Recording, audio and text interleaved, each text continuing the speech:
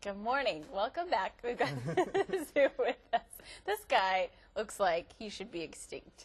He looks like a dinosaur. Well, you know, back years ago when they made the old dinosaur movies, you know, they used iguanas a lot of did times they as really? stand-ins. So if you're watching those really old dinosaur movies, you'll see the iguanas portraying a dinosaur because I think they had that prehistoric kind of look to them. Yeah. Well, yeah, he's huge. And will he get bigger?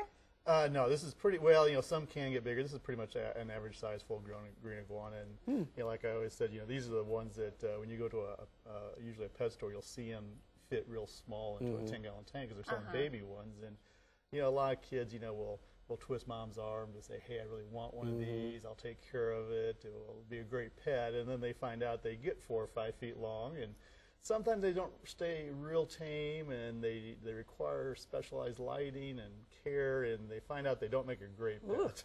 What do they eat? Hopefully not fingers. They look ferocious, but they're really Meteorologists. They're herbivores. Yeah. Thanks. Yeah, they're plant eaters, and you know, this weekend we have a special event at the zoo called Conservation Celebration, Bringing Back the Wild, and during that day, folks can come out and see exhibits on threatened and endangered wildlife, both here in the Panhandle and around the world. And the iguanas are going to be featured that day because you know, they're found naturally in Central and South America, but now they're established in Florida because so many people bought for pets and decide they didn't want them, and there's just no place to give them to, so they thought, well, I'll just let them loose. And now they've established themselves in Florida, so in the wilds, Everglades, and those areas, you actually can see wild green iguanas, and they displace all the native wildlife, those native lizards, so they cause a little bit of a problem over there. So we're going to have exhibits on the Texas horned lizard, what's going on with that. We're going to have exhibits on introduced wildlife around the world and how that's causing problems. So it's a great day. We have live music and kids crafts and all kinds of fun things going on that day. You guys are always busy doing fun stuff. Now, it looks like he's got a couple of pretty solid defense mechanisms when it comes to fighting off predators. Well, you'd think, and that's his trick. I mean, these spines here on top are really not sharp. They're more decoration almost. But you know, this long tail back here, that's actually what they would use to protect themselves. So if a snake or something got too close, he could whip it with that, that strong tail.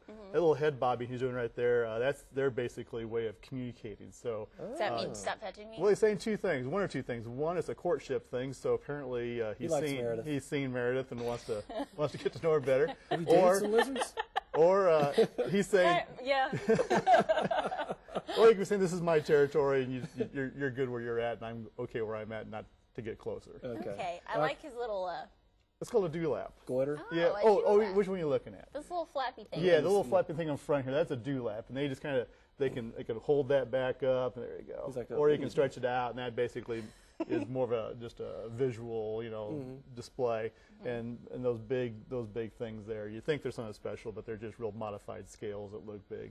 Just has a strong jawline. Definitely. That's all that is. Well, there's the information about the zoo event this weekend. Hope you'll go out. By the way, you mentioned the horned frog, the horned toad.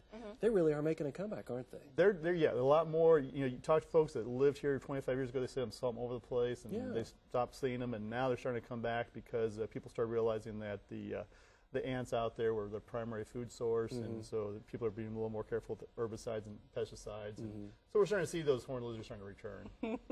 I like it. And he likes the fact that they're coming back too. Yes, he does. Well, thank you so much, Mike. We appreciate it. We'll be right back with Travis after this.